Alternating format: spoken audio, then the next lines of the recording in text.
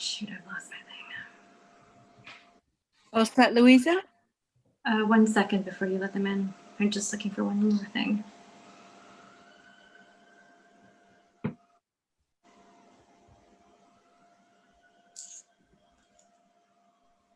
Okay, Janice, you can let people in. Okay.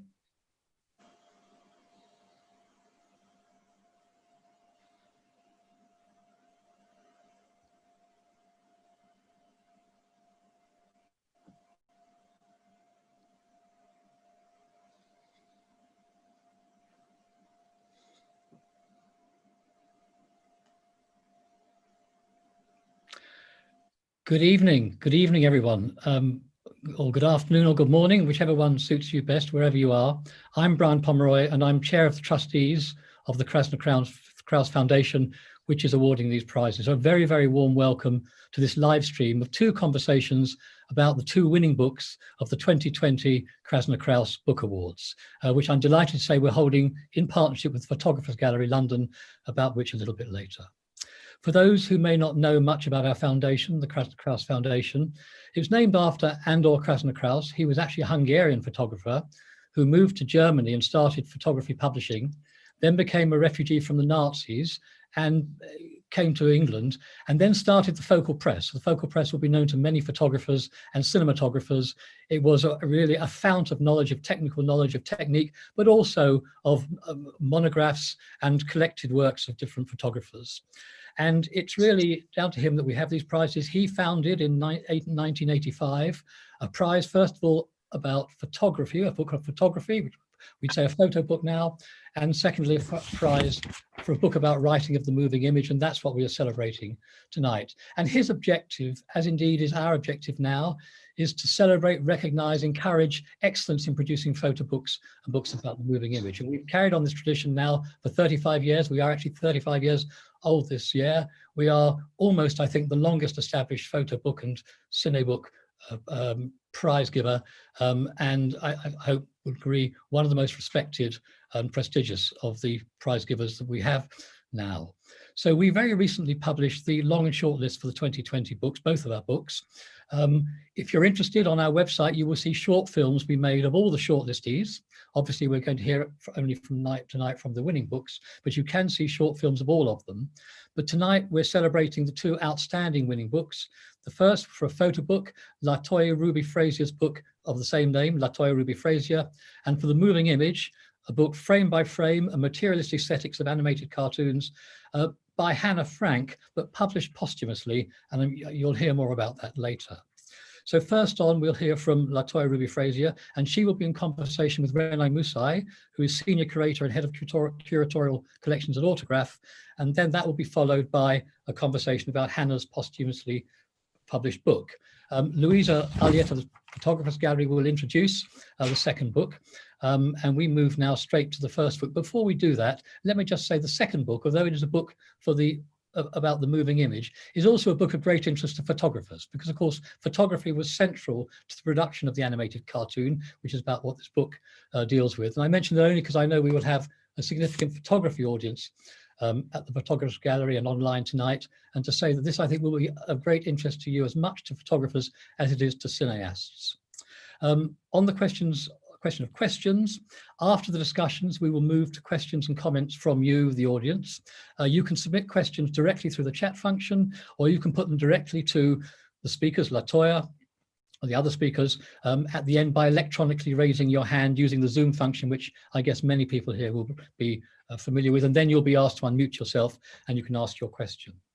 So just before pressing the button, so to speak, on the first of these conversations, I thank you really to many, many people who have taken part in this, all the publishers who sent in many, many, many books, the authors and photographers who produced those books, our panels of judges I just mentioned now, the photo judges who were Elizabeth Edwards, Peter Fraser and Shoa Mavlian, and the moving image judges, Melanie Hoyes, Jeffrey McNabb and Andrew Moore. They read a lot of books, and we're very, very grateful to you for doing that.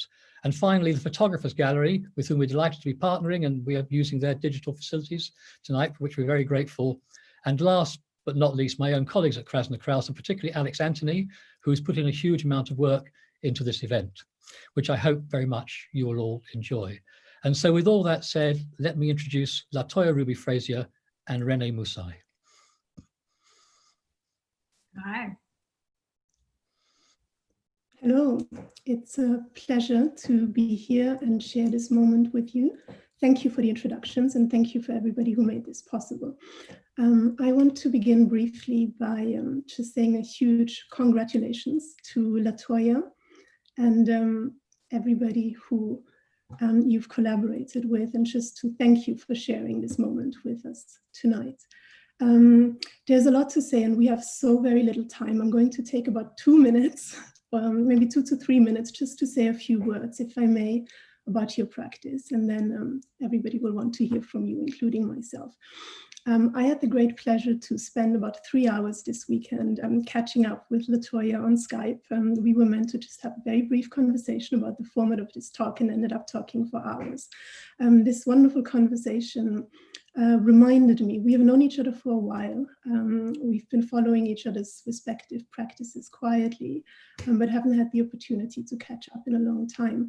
So one of the things that I learned in this conversation was just in many ways a reminder just about how urgent and how necessary and how unique and important your practice is.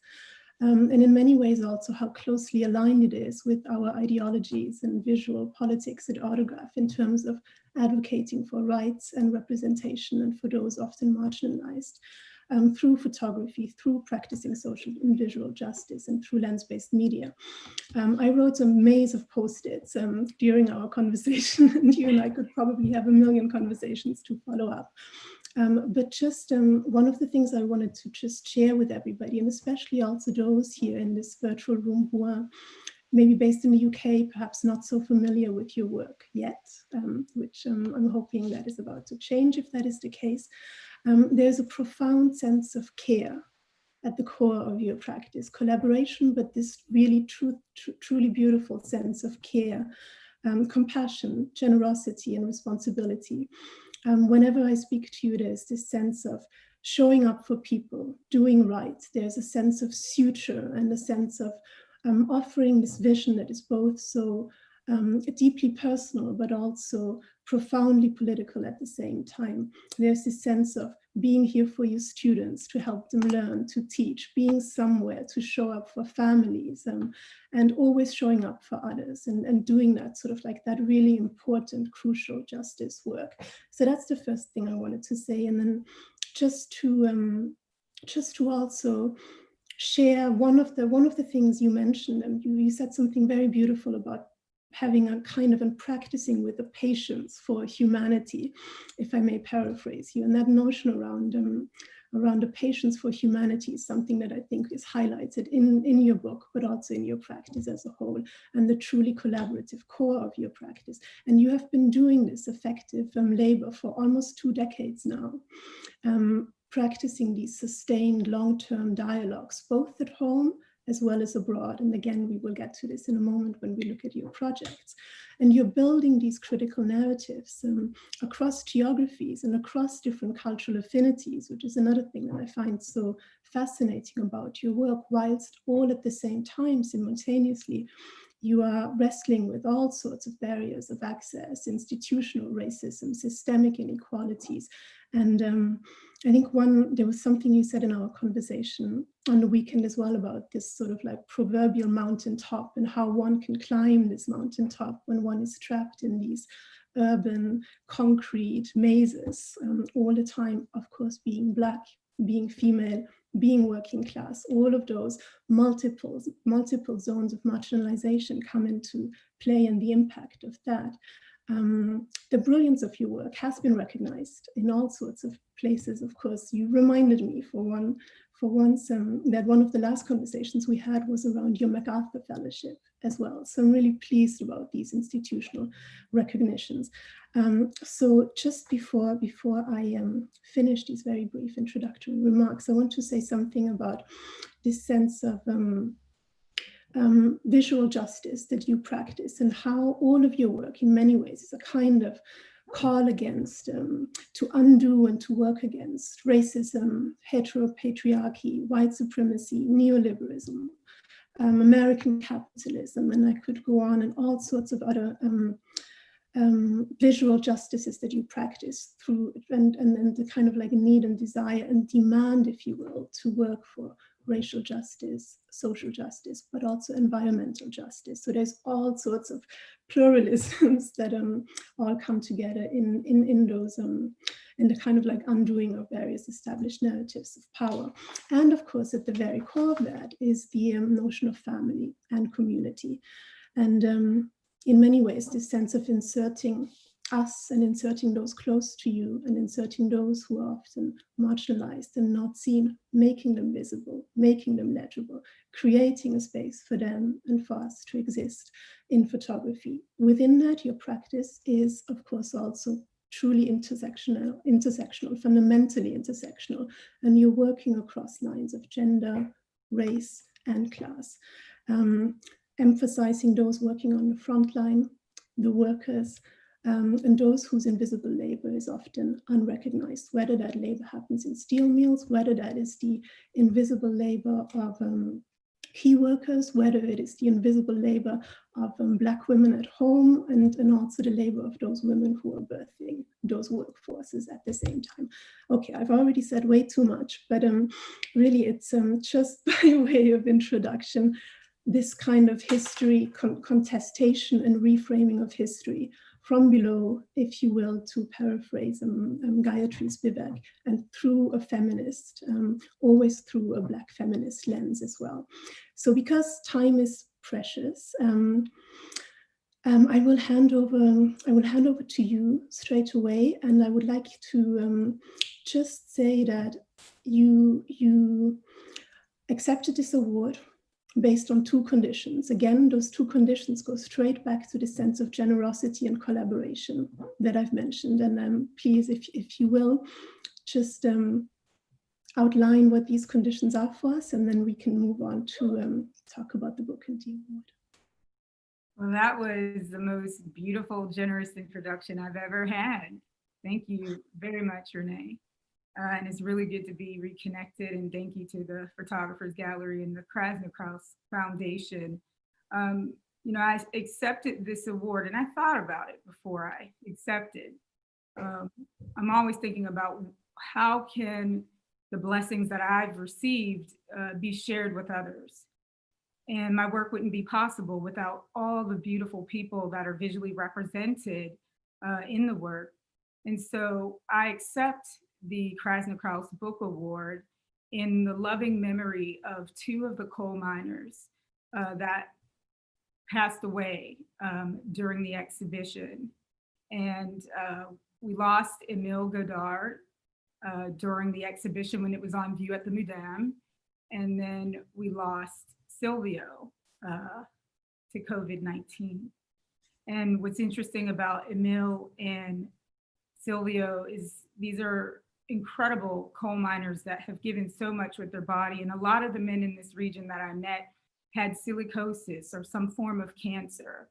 And I think they deserve to be honored and recognized. And so I accept the award in loving memory of them and their families and their community and the whole Borinage region. Secondly, this award is important to me because I am gifting this book prize to Sandra Gold Ford, my other collaborator, who gave her life and her creativity and energy as a teacher, a writer, a photographer, just a true Renaissance woman to the city of Pittsburgh. She worked at Jones and Laughlin Steel, and she had the foresight and knowledge of what was about to come, just as the coal mines were closing in the Borinage. And all of a sudden we saw around the same period, this happened with the steel industry in Pittsburgh. And she's one of the few rare women working in the history of steel who actually understands that process. And she is a really incredible, magical, phenomenal woman. And I think that it is only right that this book prize be given to her, because our exhibition is called On the Making of Still Genesis, Sandra Gold Ford. And it is essentially a show about a depiction of her as a woman who created this archive, that she took all these documents from Jones and Laughlin, but she was never given the opportunity to publish this book that she's been wanting to publish called Still Genesis. So I am happily introducing her on a global stage, and in particular to London, and superseding the fact that perhaps locally we might not be championed in our own village, but we can cross oceans and bodies of water and reach other people around the globe. So you have to get to know Sandra Goldford and her work, her generosity, and her excellence. And I thank the Kraszna-Krausz Foundation for bestowing this to me in order that I could use this as a platform and shed light on all of them. Beautiful. Thank you. I'm going to start sharing my screen so we can actually see the beautiful woman you are speaking about. So let me just hope that that works. Bear with me for 1 second. Okay. Can we see what we're looking at is the cover of the image, the cover of the book. And would you, when we were speaking previously and you were outlining how you met and how this wonderful collaboration came about, and you shared the stories behind some of the images as well, and the process of creating the work, I kept thinking of something that Toni Morrison wrote, and it's a line in one of her books where she talks about the Black woman who lubricates the turn of the plot. And that just kept coming back to me, that notion, whenever I look at the work. So I wonder if you could just speak a little bit more, about your relationship with Sandra Goldford and the process of this collaboration. Yeah, so in 2000, I think it was 15, I was the keynote speaker at the Women and Girls Conference in Pittsburgh. And at the end of that keynote address, I was sitting at a table meeting people and signing copies of my books, or just talking with all these beautiful young women and young girls. And towards the end, a woman came up to me, and it was Sandra. And Sandra approached me and she put out her hand to shake my hand and said, "Hi, my name is Sandra Goldford. I'm an artist, a writer, and a photographer too." And I believe in divine appointments. I believe if you are really listening and very present wherever you are at all times, that you will know what the next right step is, or how your artwork is guiding you. So as soon as she said her name and introduced herself, I knew I was going to make work with her. And she told me about, working in the steel mill industry and being one of the few women there. And I think what Sandra did was quite courageous. Imagine being the only woman working in this steel industry in this office, and it is forbidden to bring a camera into the workplace. You could get fired for that. Well, Sandra obviously had favor because the bosses turned a blind eye, but this is a big deal for people who work in factories. It's absolutely forbidden. And imagine someone like Sandra coming in with a 35mm camera, a medium format camera, and a 4x5, quietly walking around this steel industry, around Jones and Laughlin Steel, around all the pulpits, around all the Bessemers. Just the way that she went about quietly making the photographs, I think is quite heroic. And the way that she made it in a communal sense, to the point where even other workers were helping her with making the shots, or the fact that she took the time to photograph all of the little details. There's a staircase in this beautiful portrait she made that says on it, "Pensions, please," right? It's not that we saw pictures of the people, we saw pictures of their presence and essence, and then their absence when that factory was closed. And so for me, in this body of work, and in particular in this portrait, I'm actually nodding to Gordon Parks' portrait of Ella Watson, because that portrait distinctly taught me how to speak through photographs, and specifically about the value of human life, the value of human labor, and in particular, the value of a Black woman's life, right? Ella is working inside Washington, D.C., sweeping and cleaning in the middle of the night in these offices. And the fact that Parks makes that portrait of her in this symbolic, emblematic way really helped me see and find my voice and language. So Ella is only making less than maybe $1,000 in her salary. She has children at home, an adopted daughter that she's also taking care of. And she's invisible until Gordon does that. And then he references the American Gothic, putting her on a much higher platform.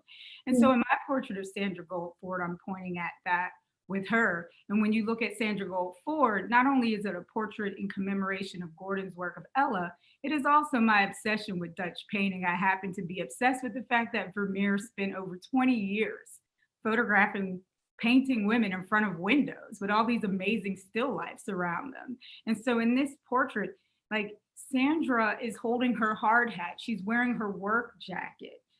This is her office on the second floor in her beautiful Victorian home in Homewood, which is a Black neighborhood in Pittsburgh. But you see she has the posters of the solar system and the pictures of the sky.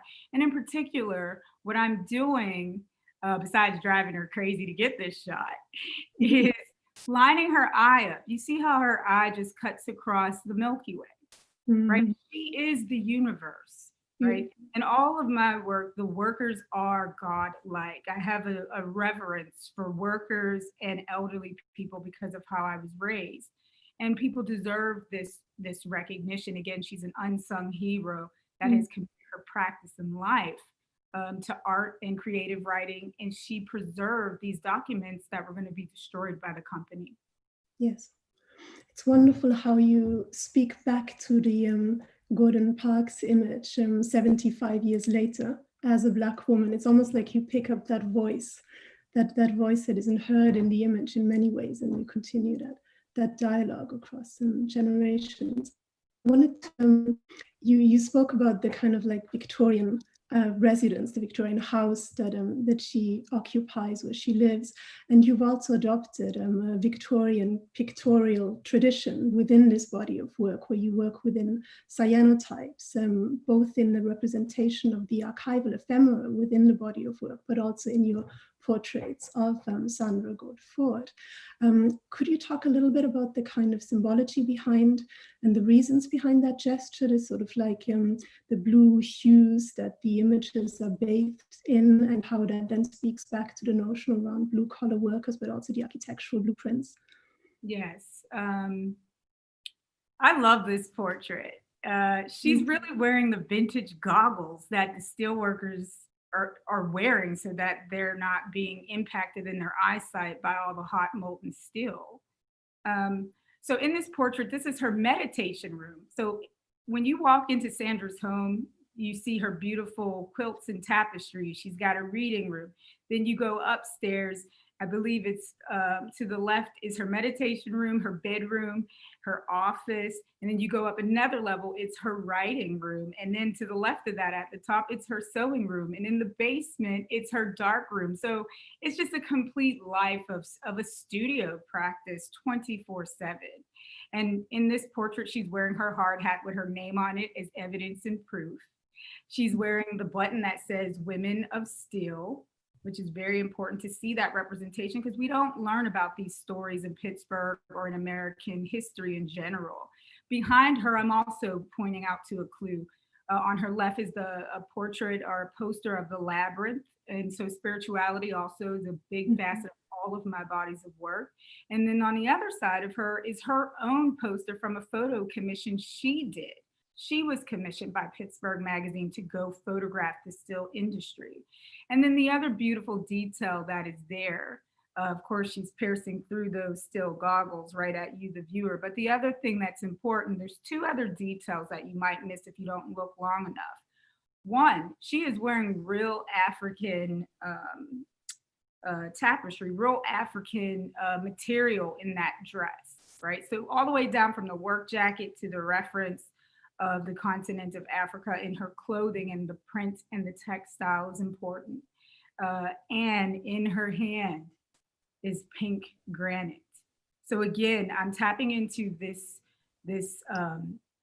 higher divine quality and power that she actually really has. pink granite comes from the earth. And Sandra, it was the first time I learned how steel is made. The fact that she feminized the process of making steel and that I learned how to produce it through a woman, I think is just incredible. It makes me happy. I grew up next to the Carnegie Steel Mill, but I was never allowed inside. And so for her to take me in to teach me is very important.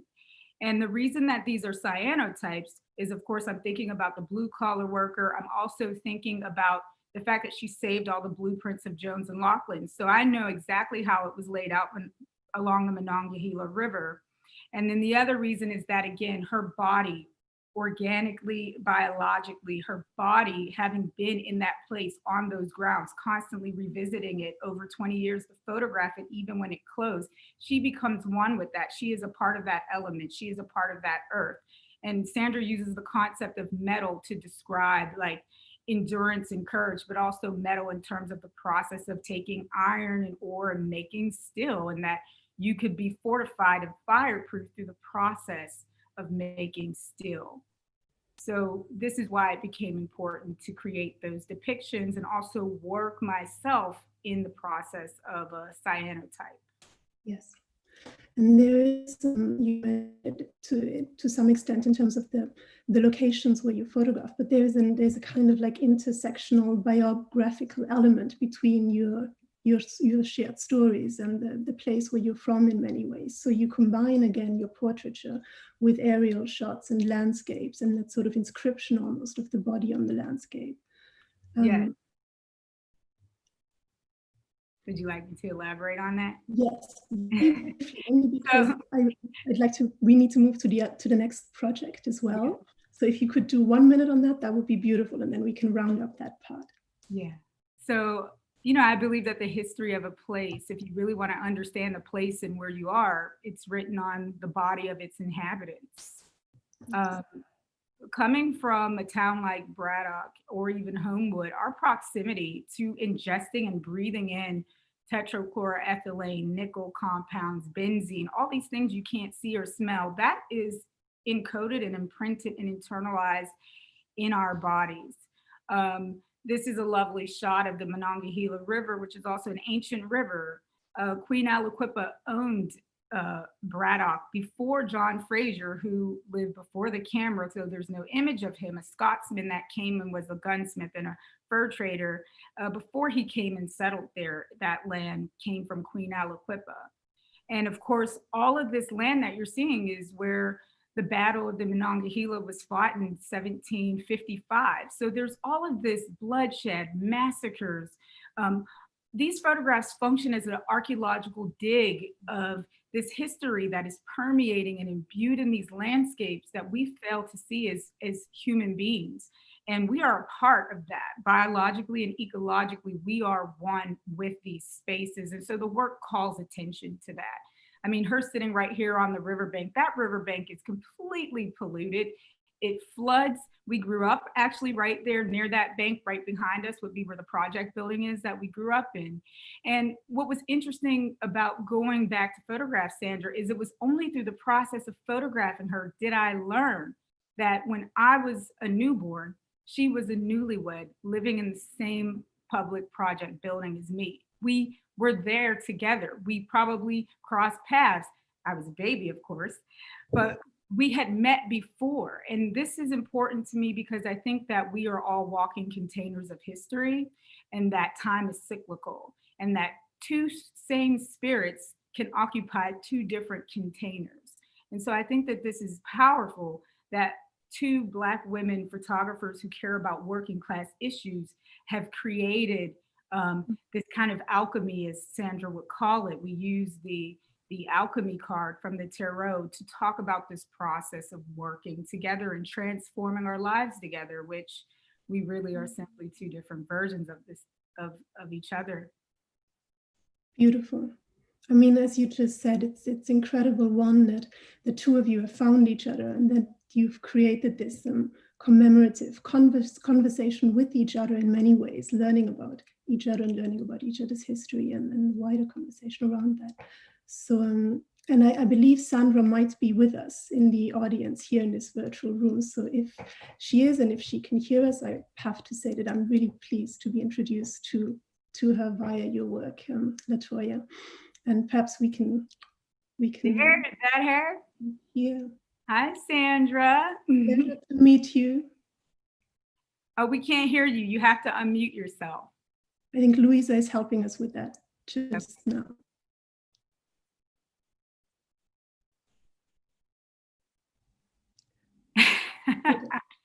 Well, I don't think we can hear her yet, but just.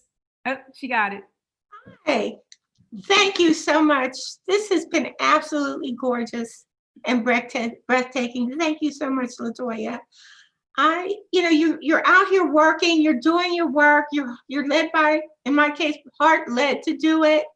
Can't make sense of it, just feels essential. And then have it put in this context, the way you make sense of it all. It's just marvelous. Thank you so much. Thank you. Thank you. It's beautiful. Thank you, and lovely to meet you. Thank you. And thank you for all of this honor.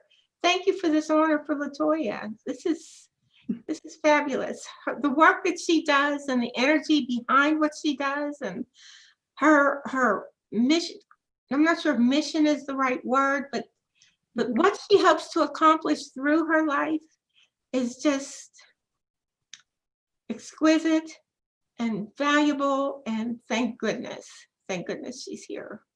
Thank you. Well, thanks to both of you.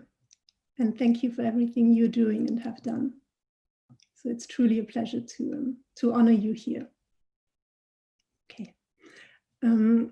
I'm so sorry that we have so little time, because we could stay in this conversation for hours and hours, but we're going to move on to, we have about 10 minutes left or so.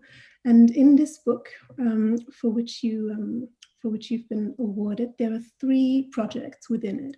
And the other project is from The Cold Tips, A Tree Will Rise, which relates to a project in 2016 and 2017 as part of a residency which you undertook in Belgium.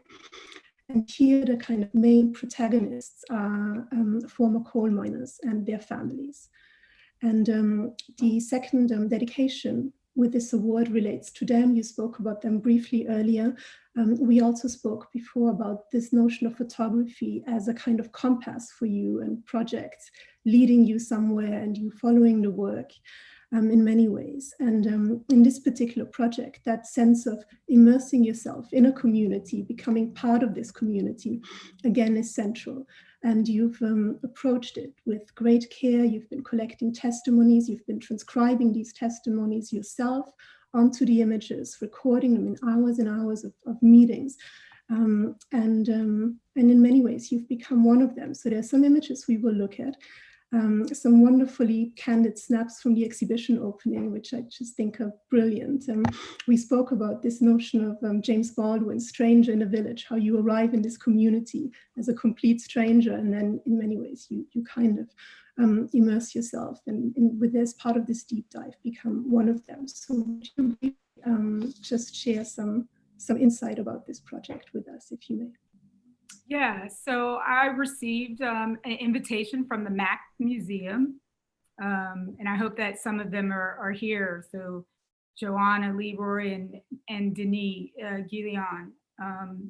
I was invited because they knew about the notion of family, and they felt that the Borinage was very similar, like a sister to Braddock. So in Braddock, we lived in row homes that surrounded about 300 sprawling acres of the steel industry.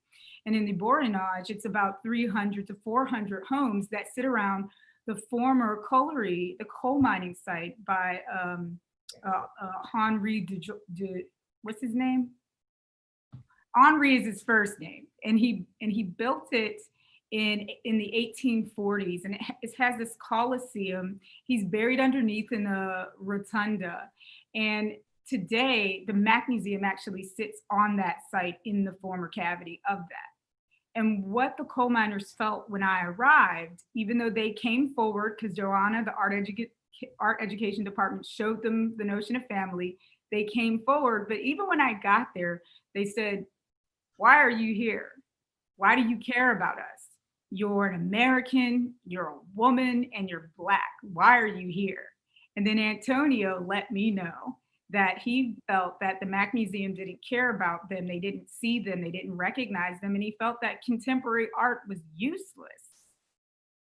And I'm like, okay, I'm an lover of art and education. I will rise to the occasion to accept that challenge. So why don't we work together and honor you and recognize you and produce an exhibition that once it's mounted, I will turn it over to all of the coal miners and I'll let them lead tours and discussions and teach the whole community about how they built and shaped this landscape with their hands. This aerial view is very crucial and important because I've gotten a helicopter, and I do this for all my bodies of work because I'm obsessed with orientation and geography and knowing my body's proximity to a landscape. And on the left, this big hillside, and you see it repeating into the distance, those are actually coal tips, right? Think about all those slag heaps and just mountains and mountains. This should be a flat region. So this already tells me workers through their labor and their energy built and shaped the landscape. Inside of that mountaintop, it would be warm, which could also be dangerous, right? But you see how the trees and the environment grew on top of it. There's also this building down here, which is also a former coal mining site. And when I looked down, I saw this beautiful, bright mural. And I said to Joanna, who was in the helicopter with me, I said, what is that? And she said, well, we can get on the ground and I'll drive you over to it. And we did. And when I got there, I realized it was a beautiful, colorful mural commemorating Van Gogh. It was about how in the late 1800s, he went there as a preacher. And so it depicted him as a preacher, as a coal miner, and as an artist. I had no idea I was going to retrace what Van Gogh did. I did not know. But it's important to understand that I don't go to places unless I am called and invited, right? These are invitations and commissions. And the fact that I was led to a place that was showing me something that another artist had did hundreds of years before me was important. And at the opening ceremony, the coal miners actually wrote a speech connecting my life to Van Gogh, which I thought was very touching. You see here in this next image, Ali and his wife Fariche.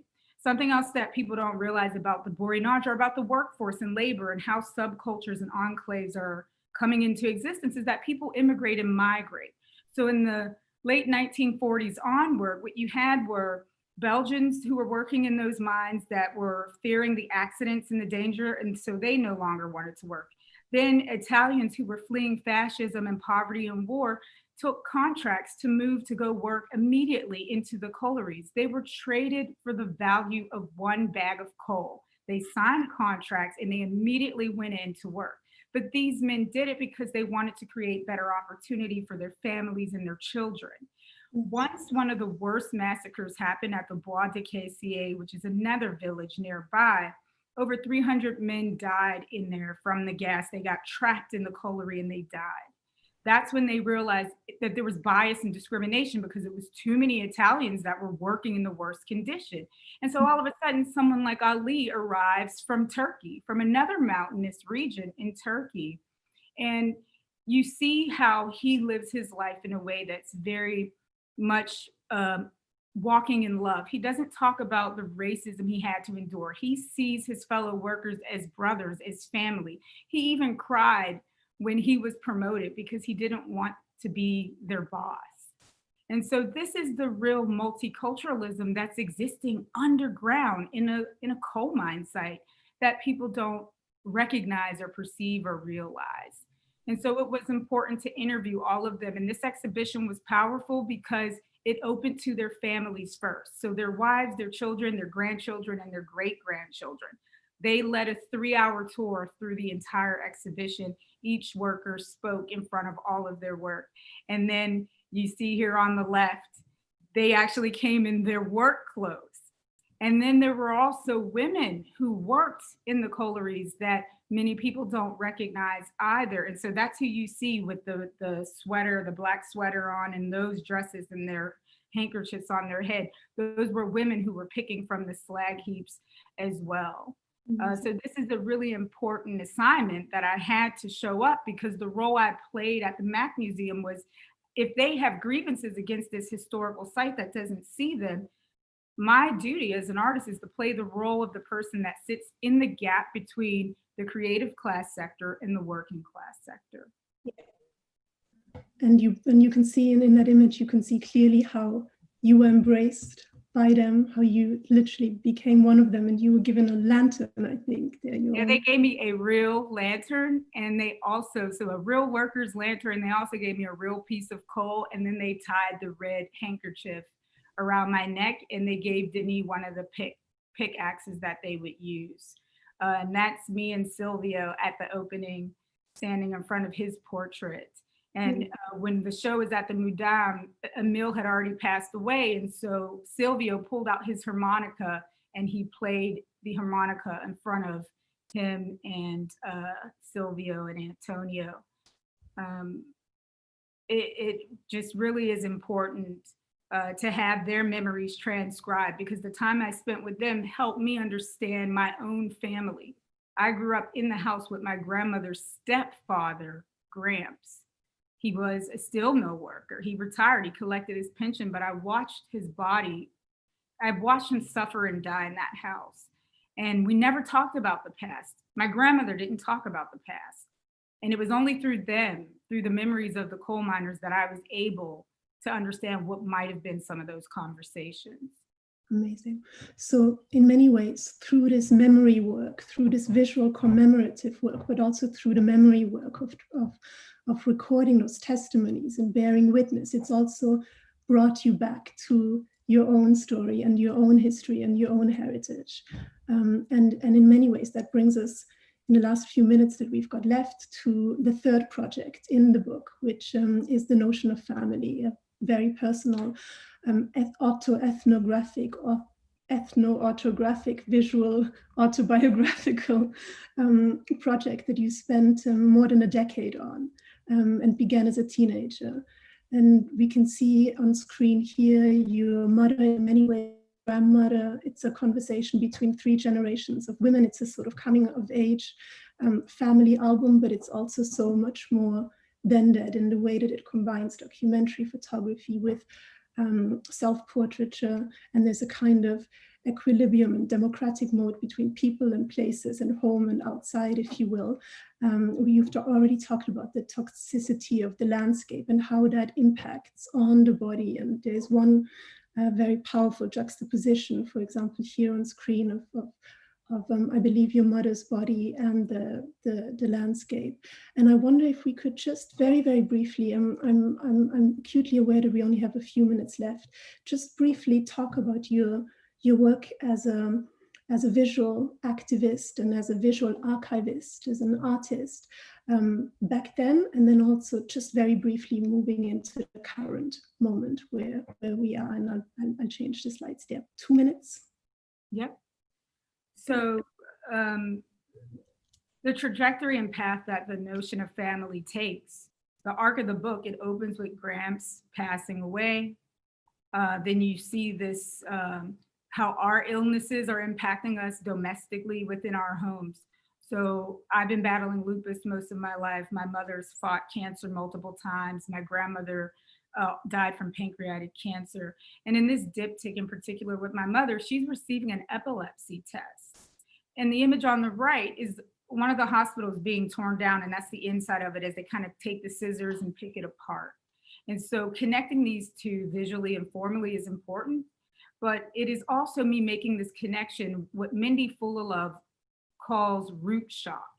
Because for us in Braddock to see the UPMC Braddock Hospital torn down so viciously and violently, it caused a psychological and emotional trembling, a trauma, a real impact on us physically. I would stand out on the street and watch residents walk by, and their body language would even change. And so I wanted to put these two together to get straight to the heart of the matter with this, and connecting the body and the landscape. But epilepsy itself is like tremors, it's a shake. So connecting those concepts poetically, politically, and socially is very, very important.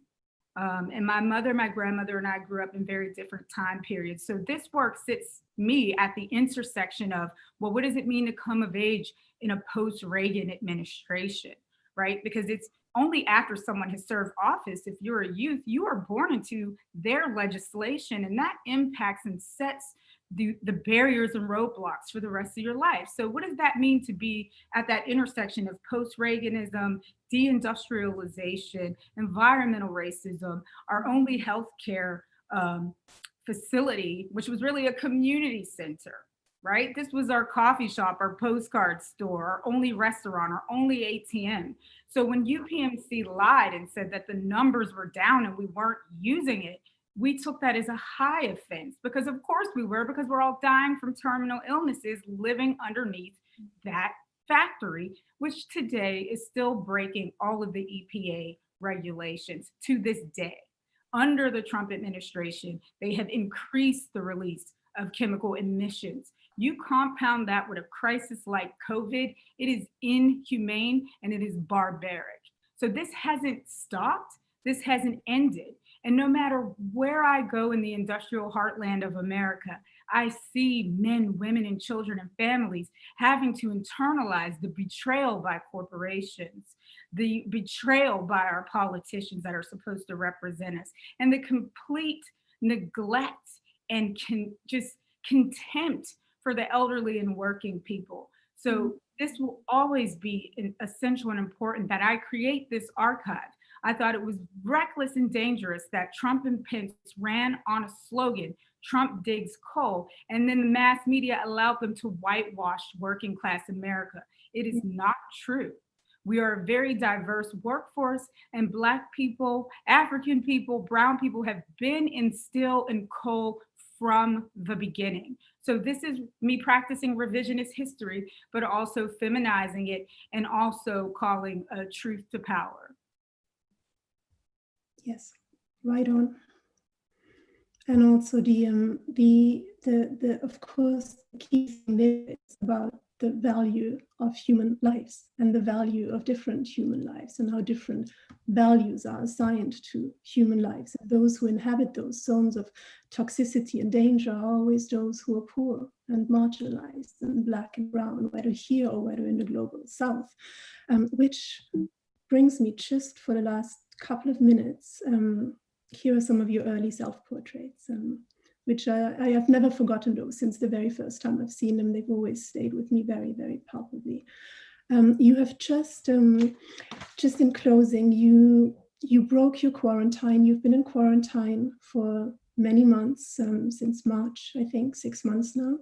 And you broke your quarantine, effectively risking your life to take on a very, very important commission for Vanity Fair for their September issue.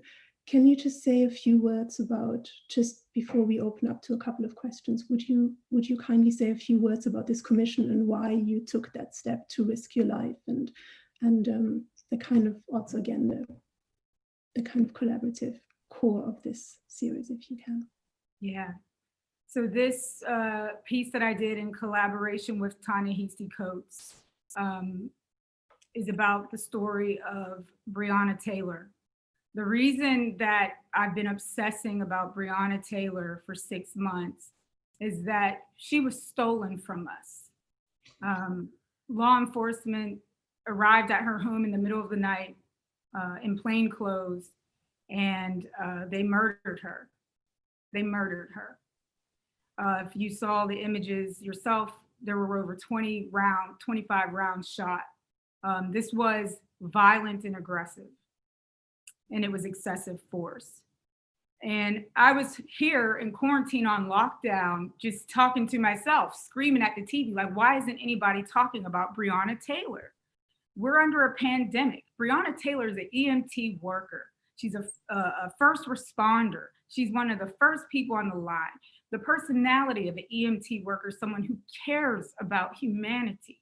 And to be murdered by the Louisville Metro Police Department is highly offensive because they would also be her colleagues, right? EMT people work alongside LMPD. They work alongside law enforcement for these emergencies. So this is personal and political, because in my family, my mother was a nurse, my niece is an aspiring nurse. And so I knew if the opportunity came, and I was surprised that it did, that I was going to break quarantine regardless of my autoimmune disorder and how highly susceptible I am to COVID. And so Breonna Taylor is everything to her family. She's everything to me as a woman. And her favorite song is Everything by Mary J. Blige, which I've been playing to cope with her loss and the failed indictments that were recently told to the public last week. And so when I took the commission to do this, the challenge was, how do you photograph someone who is now gone, that was stolen and violently taken from you? So what I did was I was able to create a visual portrait and spiritual presence of her through her surviving family members. And so this is her mother, Tamika, who's wearing the Justice for Bree t-shirt, and her sister, Janiyah, who also lived with her but was not in the home that night. They opened fire on it. And so this is the exact spot where Breonna Taylor once stood in this beautiful Black dress. I mean, she was just beautiful, a real Black queen. And so this is my way of putting them in that same spot right before you get to the door, which would be right behind them at those diagonal lines where they also opened fire through the front door. But it's really important to show up for Tamika and Janiyah and her aunt Bianca, if we go to the next image, because justice was denied and justice was delayed. It is unacceptable to not hand out sentences of murder for what actually occurred there. But the law in Kentucky allows them to get away with this, but we are not giving up, and we'll never stop saying her name. And I will always use these photographs to commemorate her, because this is a way to preserve her dignity, her humanity, and her respect. Thank you. All I can say is thank you, LaToya, for everything that you do for all of us and for your commitment to reclaiming visual justice, and just to keep going and keep pushing and keep doing the work that you do. So thank you, sincerely. I'm going to stop sharing my screen and hoping for no technical glitches. And we're going to take 2 questions from the audience, if that's okay with you. So let's see if I can access questions. Okay. So we've got a question here.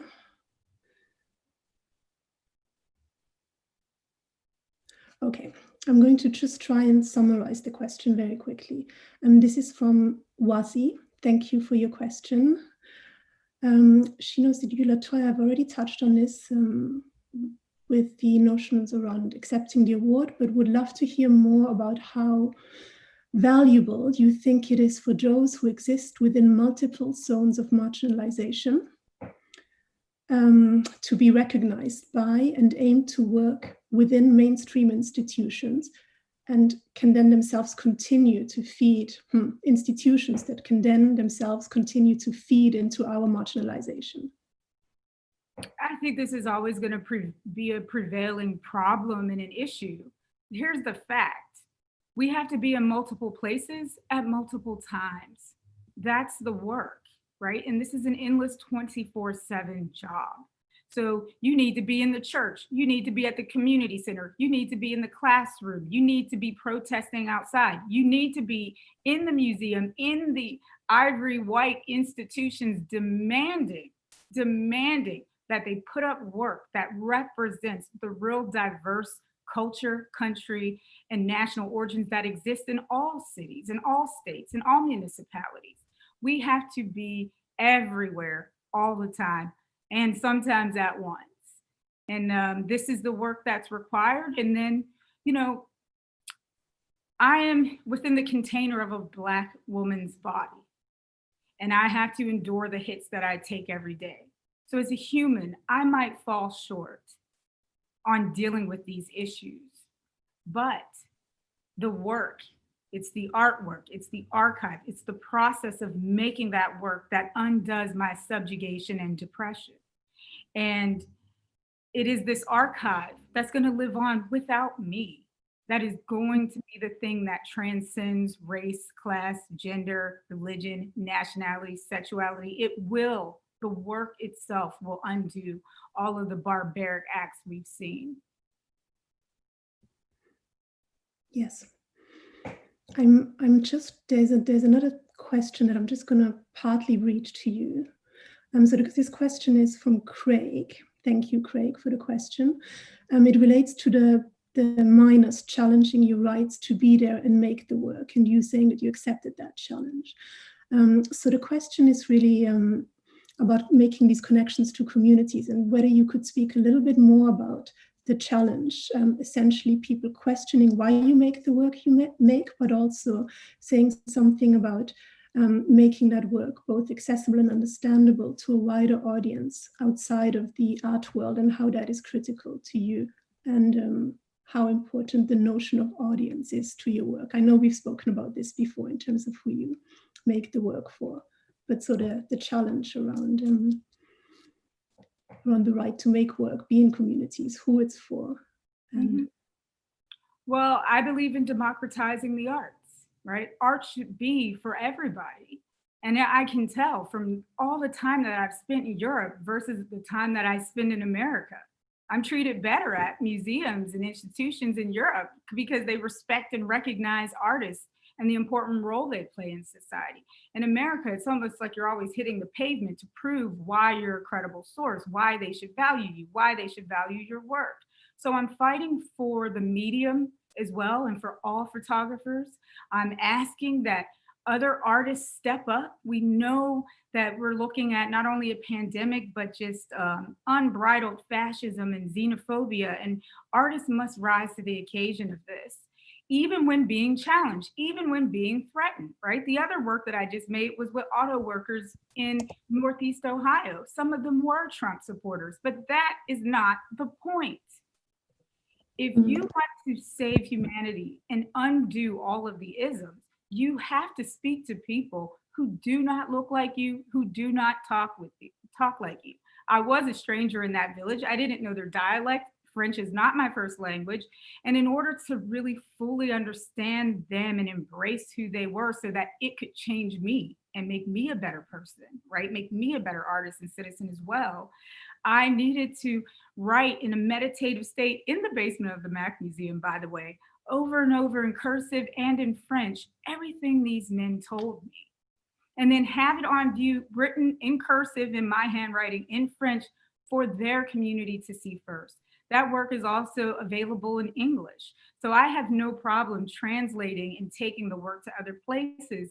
And it needs to be, because coal mining is everywhere. So it is a universal issue we have to deal with, especially in the face of climate change. But at these intersections around politics, economy, shifting economic trends, we need to humanize that with more stories from real human people on the ground in these valleys. Because even though these seem like valleys that are shadows of death, like the scripture says, I actually see beautiful light, right? People that live in these regions are lamps and light. And that's what I'm doing whenever I show up in these places, is I'm capturing and rendering the light. I am in the business of taking a negative, a literal light sensitive piece of celluloid film, a negative, and then translating that into a positive and empowering people with that translation and archiving that to rewrite a new history for and by the people.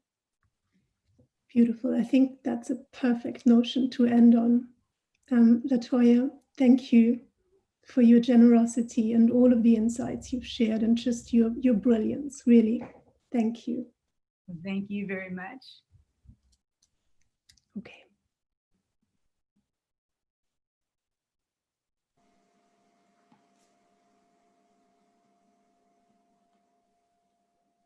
Hi, everyone. My name is Louisa Uliot, and I'm curator of talks and events at the Photographers Gallery. Thank you to LaToya and Renee for such a rich, generous discussion and the important work you are doing, both of you, truly. We've had some amazing feedback, and I'm really sorry that we couldn't get to all of your questions and comments, but we're kind of running against the clock. We're delighted to now be joined by Daniel Morgan and Karen Redrobe, who are videoing in from Chicago and Philadelphia, respectively.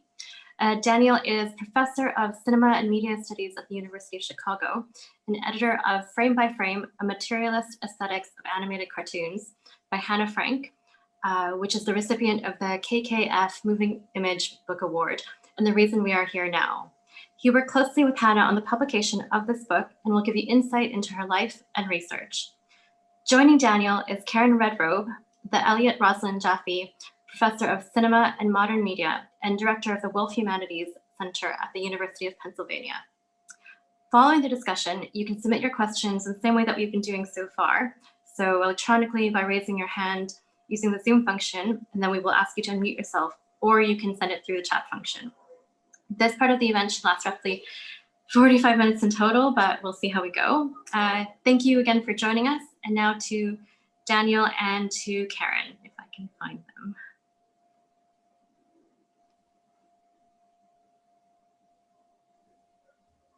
Thanks, everyone. It's an honor to be able to be here today to accept the award on behalf of Hannah and the book that she wrote and didn't live to see published. We thought that we would give a brief discussion around some of the topics that related to it, but I wanted to start out by just acknowledging several people. First, I wanted to acknowledge her family, who is in the virtual audience tonight. I'm sure that I'm very glad that they can see the recognition of Hannah's work and the deserved recognition on behalf of the brilliance it is. I also want to thank the University of California Press, and especially Renée Mussai, who was willing to take a bit of a chance on a very strange request to publish more or less an unedited dissertation, and who read the book, read the manuscript, believed in it, and who saw it through the publication process to the extent of working to ensure that it could be available free for download to anybody with an internet account. So you can download the entire book with images from the university website. But I might throw it over to Karen for the moment to kick off the conversation.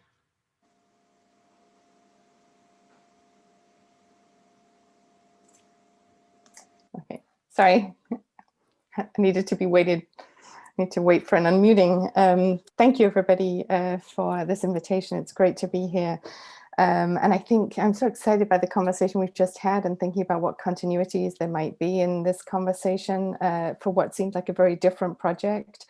But this is a project that in many ways is all about invisible labor and what it means to make invisible labor visible. And I'm coming out of having been working on mining myself, and I'm just so excited by everything that's happening in terms of these crossing of lines. But I wanted to begin by asking Dan to tell us a little bit about the shift between the dissertation and the book that came out. I was actually one of the anonymous readers for this book. I was sent the manuscript, and I've never read a manuscript under these conditions before. But the dissertation title was Looking at Cartoons, the Art, Labor, and Technology of American Cell Animation. And it then shifted with the book to Frame by Frame, a materialist aesthetics of animated cartoons. So it's a real, I think, difference there. But Dan, could you tell us a little bit about the framing of the book and the shift from the dissertation to the book, and whether you think this was the book that Hannah imagined would come out of the dissertation, or whether she was imagining something different? Sure, be glad to. I'm going to try and share my screen here in the hopes that that appears correctly. This is the title, this is the cover of the book. Hannah's dissertation, which she wrote at the University of Chicago, began as a kind of project of writing and discussing the labor that went into the production of cartoons. The invisible labor, the work largely done by anonymous women working under the guise of known male animators. She wanted to see how that could be recovered, how that could be restored, and how that could be transformed. There were a lot of other different conceptions, but as she got going, and particularly as she started doing this extraordinary act of viewing, where she went frame by frame through hundreds, if not thousands, of cartoons, looking at millions of frames, she began to kind of reconceptualize the entire project and turned it into a much broader meditation on what it is to look at animated films. And in particular, what it is to see animated films as fundamentally photographic, and to take the very fact that every cartoon you have seen, every classical cartoon you've seen, was an arrangement of cells that somebody then took a photograph of, arrayed it with other images, and then produced the movement of images. Much of the discourse around animation tends to talk about the impression of movement, the feeling of life, the sense of flow. And Hannah wanted to see what happens if you stop that. What happens if you broke it down? What happens if you start to look at the very constitutive materials of animation itself? So the book began to transform as she looked at it, and as she worked on it after the dissertation. And the last title that she had before she died, the last title she had was in fact Frame by Frame, a Materialist Aesthetics of Animated Cartoons. And that seemed, as we began to edit the manuscript, to be the most appropriate way to capture the project. The other thing it invokes is one of the central touchstones of her work, which is the idea of the avant-garde or the experimental film. Much of the work, as we'll talk about, is based on this kind of weird logic of collage, that you could take different frames of cartoons, different frames from different cartoons, place them together, or place them alongside one another, and achieve this kind of extraordinary new fusion, new sets of insights, and new ways of looking. So I wanted to show one quick film that she made based on this work, though not actually from the book itself. It's a film, it's a flicker film. So if you have any sensitivity to strobe lights, I very strongly recommend that you turn away. This is based on a series of just continuous strobe. The film is called Arresting Animation. It's a couple minutes long, and it looks at and combines a range of flicker effects across the history of the golden age of animation. I should say it's without sound, so as you watch it, don't be alarmed that you hear nothing.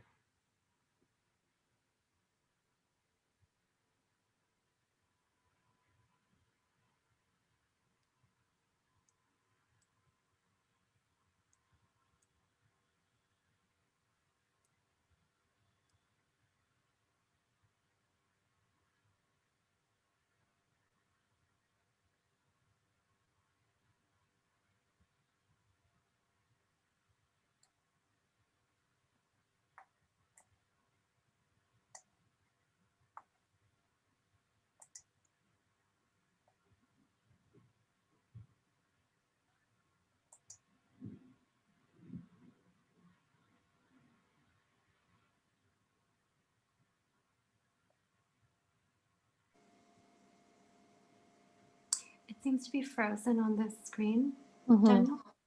Okay. Is this unfrozen? Or are we still frozen? It's still frozen on the cover. Maybe we could Okay, share and let me unshare. see. Yeah, let me see if I can fix that. It may be because you're sharing the PowerPoint rather Yeah, than hold on, I think I QuickTime. can.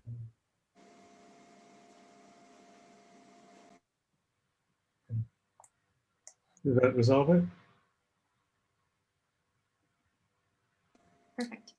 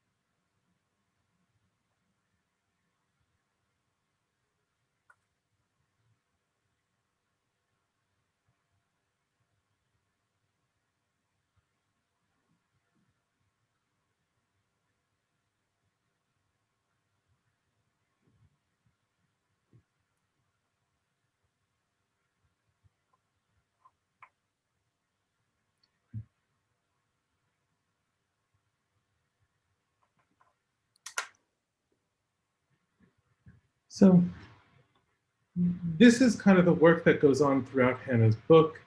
She goes into films and finds the kind of little bits and fragments that you've always seen but had never kind of noticed or paid attention to as aesthetically interesting, pulls them out, recombines them, and winds up producing a new way of looking at cartoons, a new way of looking at animated films themselves.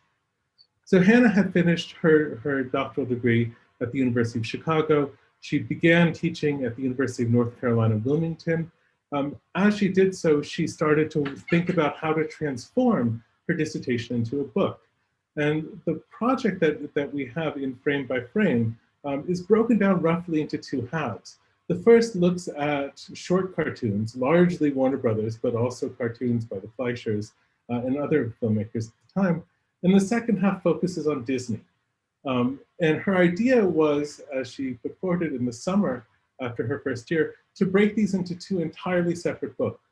One would be about this kind of method of frame by frame analysis, really picking up these fragments within cartoons and thinking about them in relation to a history of avant-garde practice. The other would be a systematic reconsideration of Disney, an attempt to rethink what Disney was and did, and to reclaim some of its most derided productions, derided aesthetic productions, for a kind of new mode of viewing. Unfortunately, in August of 2017, she contracted a very rare case of bacterial meningitis and died very suddenly, a couple of days after contracting the illness. So what was left were simply a book proposal, notes to how it was going to be completed, and the finished dissertation. So what I did after her family asked me to see if we could bring it to publication was to take the dissertation, clean it up, revise it in some ways that she'd indicated she wanted, and then to add both an introduction and a foreword and the resulting scholarly apparatus around it.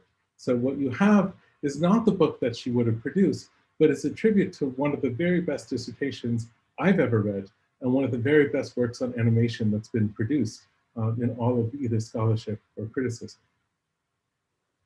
So maybe I can jump in here and just kind of build on this. One of the things I like about the book a lot is the way that it talks about, Hannah talks about on page 15, her method as breaking the rules of animation and interrupting that flow of animation that risks interrupting the pleasure of the film and of the film experience in order to do something else with it. And I think I was saying to Dan that even though she in a way worries in the book about taking the pleasure away or getting rid of that, she seems to almost absorb the humor of animation into her method and her writing voice, and is really funny all the way through the book in different ways. So I like that about the book a lot. But there's something about this dismantling of the way in which we're given masses of images that I think is very important. And when you see that kind of reframing of the stills in the Flickr film that Dan just showed, I think you can already see there are some histories there that, as people like Miriam Petty and Nicholas Salmond have pointed out, really connect to histories of blackface minstrelsy. And, you know, to stop and pause and recontextualize these images and think about what they're doing, I think is a very useful method. In her case, you know, she brings this kind of art historical method to these individual images to see what she can find, and treats these cells as photographs and asks what is it that photography can bring, and thinking about animation as a series of photographs, what is it that it can bring to the way that we think about animation and the way that we can disrupt the flow of it and think about its relationship to history and the physical world. So she aligns herself with practices of montage, with Emily Dickinson, with Walter Benjamin, and talks about the way in which, when you think about the photographic image of a cell, of that image saying this object existed and it was made by human hands, and kind of provokes a curiosity about the human hands that participated in that working. So Dan, I wondered if you could say something about how you think this book contributes to the way that we understand animation's relationship to history. There's been work done by people like Esther Leslie. It relates, I think, also to Laura Mauve. I see Laura Mauve is here. Hello, Laura, long time no see. But her work on the way that digital technology has caused us to be able to disrupt the flow of the film and experience it in different ways, and that potentially generates new ways of thinking about both pleasure, including the pleasure of disruption, but also the, a different way of thinking through images at a moment where there's a proliferation of images. And I wondered if you could just talk about how you understand that contribution of the book to the way that we think about animation's history, its pleasure, and the way that we think. Absolutely. So one of the things that she saw was that the method that was going to be required for this had to be extraordinarily self-conscious. She was doing something to disrupt the flow of things, either with actual 16 or 35 millimeter prints themselves, or more often on YouTube or with Blu-rays or DVDs, just pressing the pause button. She's aware that what she's doing is not the way anything was meant to be looked at, that it was not the way it's meant to be seen. But the question was, what could you do if you did it like that? And the opening words of her book actually give you an indication of what it was she's trying to do. That she has to imagine studying a building not by walking its hallways or perusing its blueprints, but by examining each of its bricks, and then talks about the details of it. Or imagine evaluating a mosaic not for the picture, but for the glint of its individual tesserae. Or imagining not watching a film, but looking at it frame by frame. The part would overwhelm the whole. But then she adds, importantly, but each of these fragments affords its own pleasures and hints at its own story. And that is, I think, as you said, part of the key here, that what you get is not just a sense of how we were tricked or how our perception was compromised. We don't get a sense of games that were played with us. We get to see things that we never thought were actually in there. So here's one example, one of my favorites. Looking at a Bugs Bunny cartoon, Hair Raising Hair, frame by frame, Hannah discovered that there's a moment in which Bugs loses his head. Now, his head just isn't there. One frame it is, one frame it's not. And the question is, this is a kind of moment of light. If you watch this, and I had seen this film any number of times, I had never noticed this, I now actually can't see the film without looking for that little blip. I know where it is and I can see it every time. But you also begin to speculate. And some of these, as Hannah notes, are kind of is where you can start to see the work of cartoons. You can pull a step back from the actual image to see the labor that went into it. You can say, well, we know what happened. Somebody forgot to put that final cell down of Bugs's head. And when the photographer snapped the shutter, they snapped it too soon, or they didn't notice. They captured one frame without anything there. And from there, she can build out and tell the story of how the studio department actually worked. Not to say, here's the labor that went behind it that you'll never see, but to see in the cartoon itself, the actual labor that went into producing it. Very often, these are two sides of analysis that never meet. You talk about the finished film, or you talk about the labor history that went into it. And Hannah's genius was to see that these two things, at least, especially within animation, could actually come together in these extraordinary ways. But it's also where you begin, and this is the fun part of it, to construct weird histories. If you watch the cartoon, this comes at a moment where Bugs, and you can see this in the image, is pressing up against the door, trying to prevent a monster from coming through. A moment after this, he's gonna say in desperation, is there a doctor in the house? At which somebody in the audience, in the fictional audience, gets up, says, yes, I am. And he turns to them and says, of course, what's up, doc? Now, this seems coincidence, but could you imagine a history in which the animators knew that they had made this error or intentionally made this error, so that Bugs losing his head is the occasion to call for a doctor, not the monster coming through, but this action within the animated film. It allows you to begin to tell all these kind of possible histories that run throughout the cartoon. But what Hannah also starts to do, as you said, is to think very seriously about the way that photography enters into the picture. Now, it's a standing kind of assumption about thinking about the history of photography, that what we see is a document of what was in front of the lens. obviously, this isn't the only thing that photography does. And it's one of the extraordinary things of the presentation just right before us was to see all the things photography is doing and can be made to do. But the idea that there is some record of a historical world has been important to theories of photography, especially within the context of film studies, for a long time, and for generations. Hannah's question was, what if you took the documents, the individual cells of a cartoon themselves as photographic documents of a site of production? What could you see? And what could they be documents of? So she asked this several times throughout the book, to treat the frames of a motion picture as documents to the documents to which each frame corresponds. She imagines herself as a detective sifting through things. She imagined the clues that she might find or miss, and all the complexities of that discovery. And she's able to find kind of these extraordinary little documents of the history of production and of the things that went into it. Here's a frame from a Woody Woodpecker cartoon, part of the Flickr series that she was so interested in. A white frame and then the Woody Woodpecker frame as he recoils from an explosion. It's very faint and it's maybe hard to see on the PowerPoint, but towards the left of the blank image, you can see a very faint pencil sketch of a Woody Woodpecker head.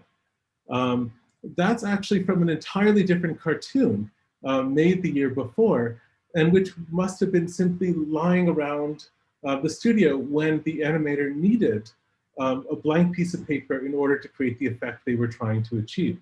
So she's able to find this and find a record of a previous cartoon, of a sketch of a previous cartoon that gets factored into here. And so you get, in a sense, this kind of mode of history of the studio itself and of the process. But she's also able to find other things. So I want to go one more further than this. Yeah.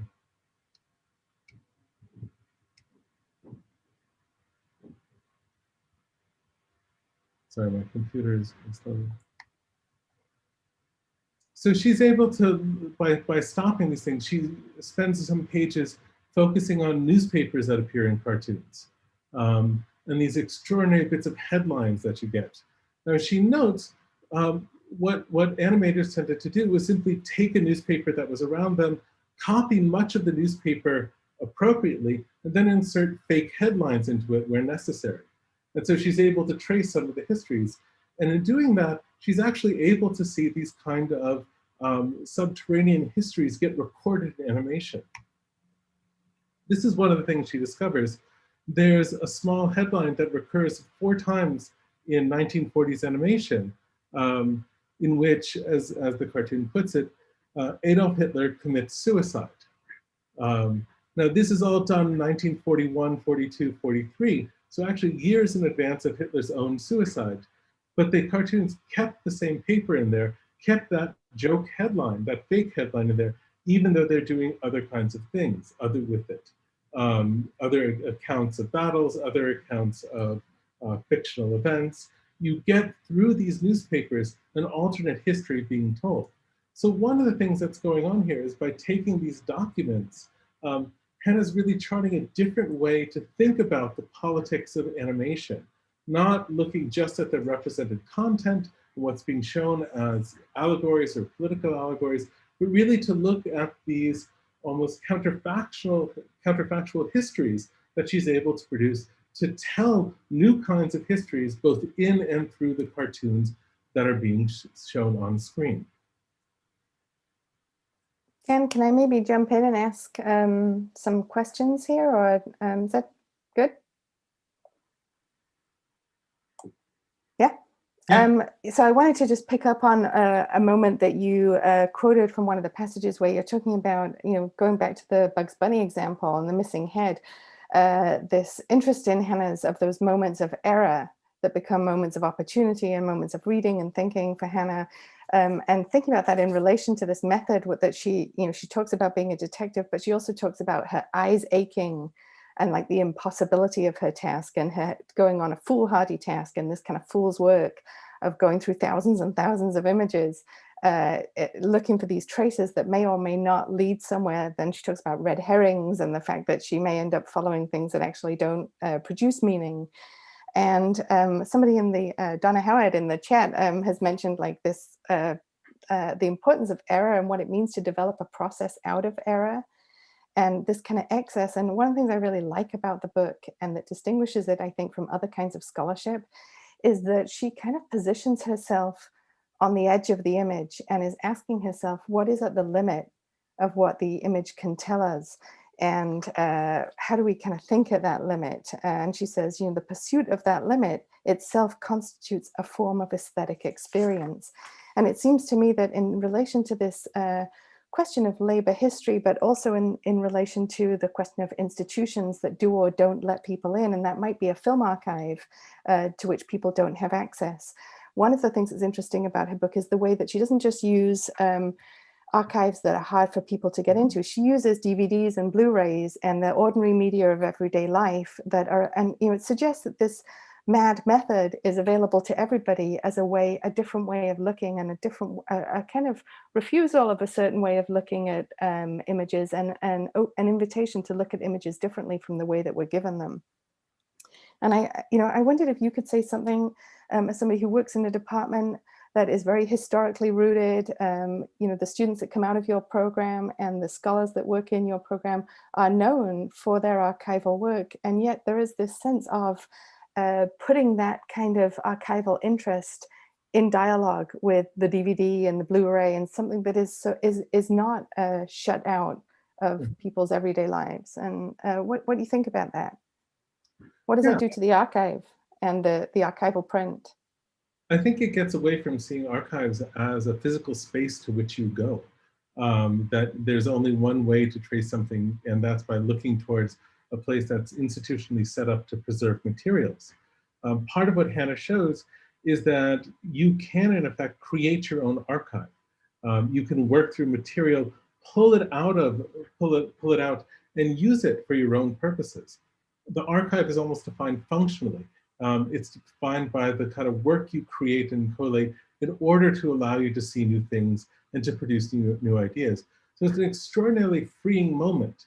And what she's able to do, and this I think is some of the brilliance of the work, is not simply then to kind of riff off of that in a kind of free-floating orientation, but to remain historically wedded to it, to understand the historical context, both of the production process, of the politics of that moment, and of the kind of general interests of the general structure of labor history, to be able to draw conclusions from it that are both allow you to see what's going on in the image, and from there to unpack that kind of broader history of production and thinking. So one of the fascinating parts of the book is the chapter she spends talking about the role of the Xerox machine. And the introduction of the Xerox machine both to culture more widely in the 60s, and then to animation, in particular with the kind of weird and strange film, Disney's 101 Dalmatians. And one of her main interests, apart from saying that the film is almost literally about xerography, the black and white copying of these animals. It's itself an allegory of this new technology, but that the actual style of animation changes. So you have on the screen a kind of comparison she drew between the villain in 101 Dalmatians and the villain, I think that's Cinderella. And what she wanted to show is actually the way that lines change, and the way that xerography, because it so focuses on reproducing lines rather than tones and shades and textures, creates a new visual style.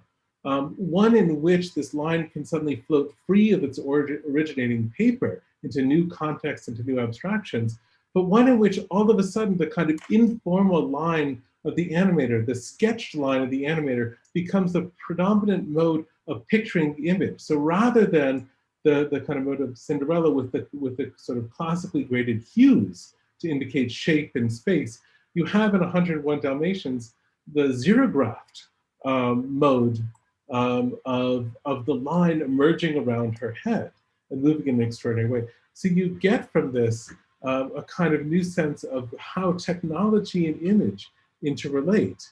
and the different ways in which the technologies of reproduction, photographic, xerographic, and others, shape the practice and feel of animation itself. Yeah, I think her discussion of the line is so beautiful.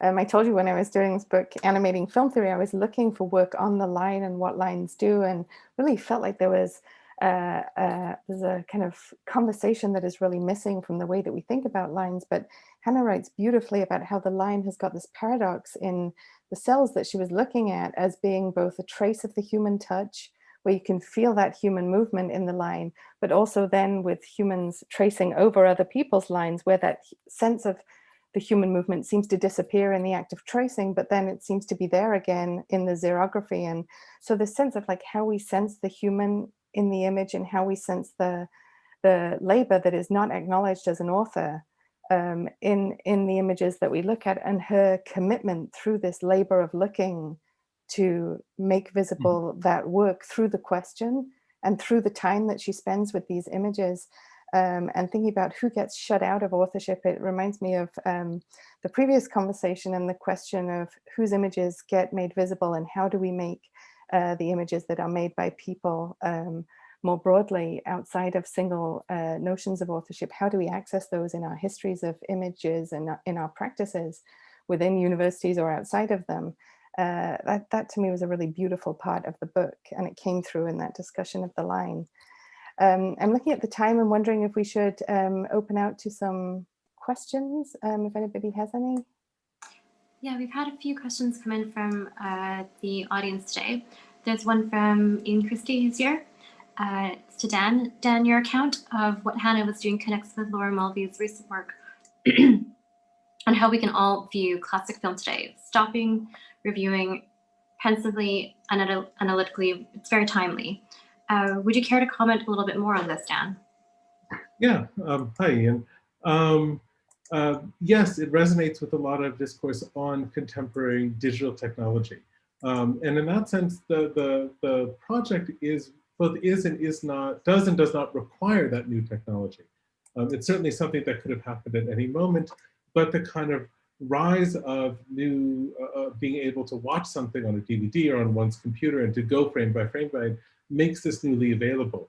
And part of what Hannah was very conscious about was that the kind of work she was doing had long been done with photographic films, is that people had stopped individual scenes, stopped individual frames, looked at them, noticed strange things going on, constructed theories as to why they appeared.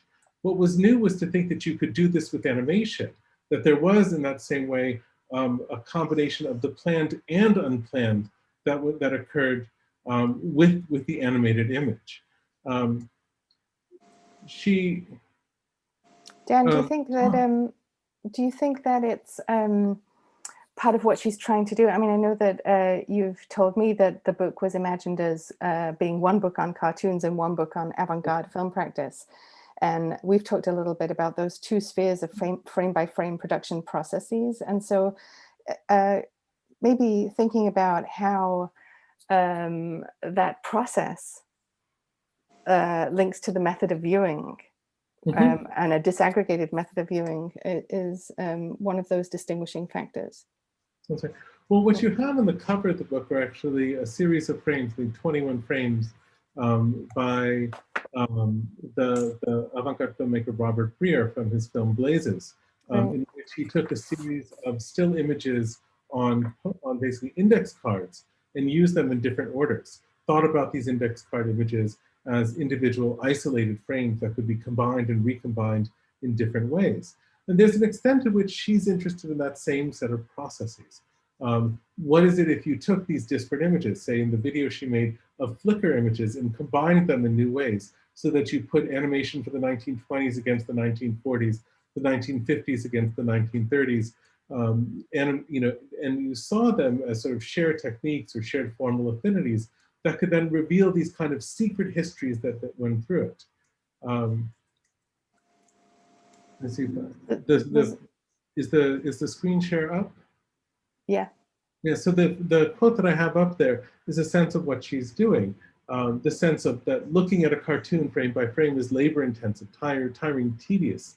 But her The viewer's attention and her will must never waver. A single frame so easily overlooked might contain a pencil drawing that wasn't meant to be photographed, feathery brushstrokes, a fingerprint. But then she says at the same time, she must also play. And this sense of the thought expands, what if, I ask again and again, what if we looked at works that cell animation like we do microform periodicals? What if we thought through cell animation's photographic basis in accordance with both realist and materialist theories of cinema? What if we treated each cinema as a work of art in its own right? What if we compared inkers to secretaries? And these questions, she says, are meant to test the limits of animation. And that's the kind of avant-garde impulse that goes into it as well, to ask questions about familiar objects in different ways. She says they're games, but that doesn't mean they're frivolous. They reveal buried histories, they suspend theoretical truisms, they introduce, she says, the possibility of ambiguity. That combination of like intense looking and open-ended play seems to be one of the deep lessons, methodological lessons of the book. I also wonder, just to build on this conversation and to turn to another question here that I see from Donna Howard, to what extent do you think Hannah's work will impact the animation industry or animation and wider film scholarship? It raises questions for me about how, the book raises questions for me about how we perpetuate notions of what counts as creativity in the scholarly practices that we enact, in exhibition practices, in the way that we curate festivals and things like that, and who gets acknowledged, and who, when we're doing more ethnographic approaches to film history, who we interview, who we don't interview.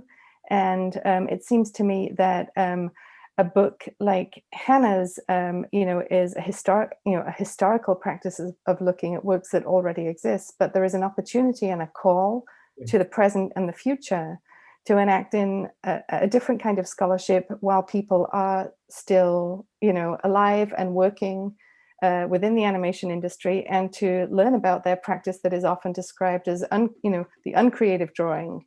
And thinking about what kinds of creativity are fetishized and what kinds of creativity are dismissed as uncreative and subordinate.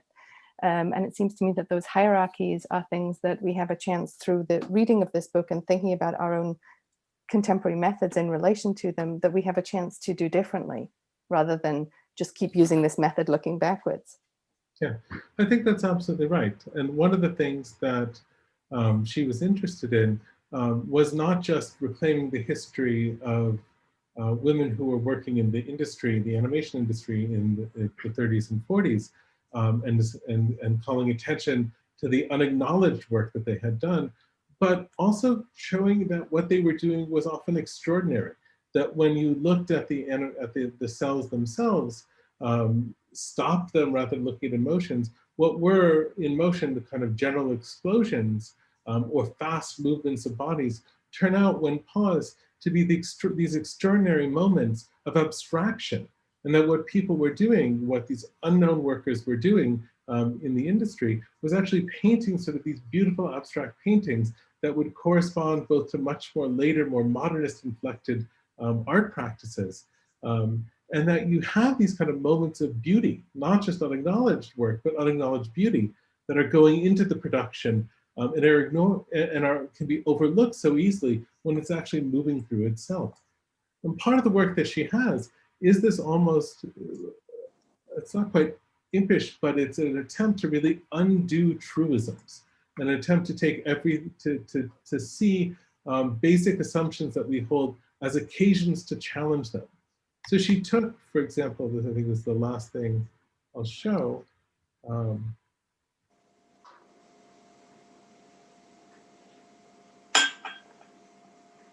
She took, at the end of the book, a sequence from Disney's Cinderella, which seems, compared to some of the more wild examples of 1930s and 40s cartoons, to be fairly standard photorealist animation. Kind of brightly lit Technicolor hues, deep focus, narrative investment of it, realistic largely to depiction. And then she actually goes into this and to say, well, what's happening here is not actually just a copying of what filmmakers were doing, but a transformation of it. every one of these images in the late 1940s was technologically impossible with cameras. You couldn't work with color stock to get the kind of depth of field that's being shown here. So what animators are doing in this is to show that animations, what Disney animators are doing is showing animation superiority to cinematography on the grounds of cinematography's own precincts or own edicts, to take the logic of deep space photography and to push it into a place that cinematography at that moment couldn't go without special effects. It's this extraordinary little moment there. And it comes into the sort of final paragraph of her book, where she says, well, we work at watching animation in order that we might play. We scan the deep focus composition in order to find Cinderella, and in the process we take in its sumptuous blues and pinks, the shadows that have been painted and the shadows that have been photographed, the three-dimensionality of the two dimensions. And then she adds in the last line of the book, just that looking is laborious, but looking is also dreaming. And that's that sense of going forward, that it's an open invitation to the imagination, to a kind of both perceptual but also analytic creativity, an open-endedness. It's a book that's a tribute at once to the animators, often forgotten, who made the cartoons, but also to the role of the critic, the role of the person watching them, and to the viewer who might wonder what happens once they start to see things that seem to be hidden. I think that's in those zones between the two orientations, you get some of the place where creativity is a charged force for the project itself. I have a couple of other final points just before we wrap up. There's a really lovely comment from Ian Christie again, where he says that it always surprises him that the actual art work of Hollywood animation has never been taken seriously by historians of 20th century art. And I think that chimes with something that you've just identified here with regards to how you're able to achieve things that traditional cinematography couldn't have. And I think that's really worth noting. And there's a final comment and question, from Donna Howard that really looks to the future. And she's asked, have any animation studios seen or commented on Hannah's work? So thinking really about maybe what kind of lasting influence Hannah's research might have. The only contact I've had with the studio was the Warner Brothers refusing the permission to reprint Bugs Bunny on the cover. We wound up with a better cover, so I have no complaints about that. Where I see it in some ways is this kind of call for looking. It's not clear, I think, what it would mean to do this kind of work with digitally composed animation. It's not clear that it's not clear that the same things are there, but it's also not clear that they aren't. And that's, I think, a key factor of it. What her dissertation and her book required was this tremendous leap of faith, that doing this immense amount of work would produce something like that. What she provides is a way to really look at the frames of cartoons, of animated films, feature-length films, to look at the moments where things seem out of sorts, where there are pressures on the frame, where there are things that seem to go slightly off, where there are plays with images in the background, where figures distort, where something that shouldn't be there actually appears, and to think about how the production of that image is actually in there. It's a call to critics, I think, to look at digital animation, but it's also a call to animators to be aware that the work that's put into the image is in fact visible on screen if you know how to look, and if someone knows how to look. So hopefully it will be taken up, and hopefully this kind of ability to move between images and to create forms of montage will become a part of a kind of animated practice. The geography of the production of animation now, though, has changed so much in terms of where that labor is situated, and the idea of things happening in a single space, in a shared space, would fundamentally challenge, I think, and call for another kind of paradigm. And Ian's question about Hollywood animation was making me think about, the difference with, say, Japanese animation, where I feel like the images and artwork has been taken seriously and has inspired other artwork. And it's interesting to think about what it would mean to put other national industries in dialogue with this project in some ways, and think about what we could learn from that. But I think probably we should hand over to you, Louisa. Thank you.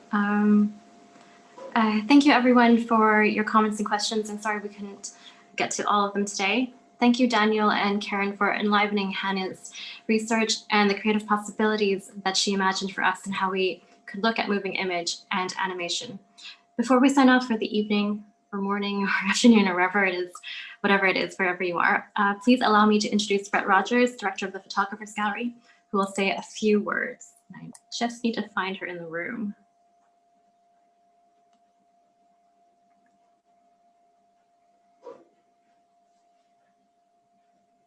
Just need to unmute. Good evening, everybody. And it's my pleasure just really to thank you all for joining us tonight for this very special event, and to handle my personal congratulations to this year's recipients of the Kraszna-Krausz Award, to LaToya Ruby Frazier and to the late Hannah Frank.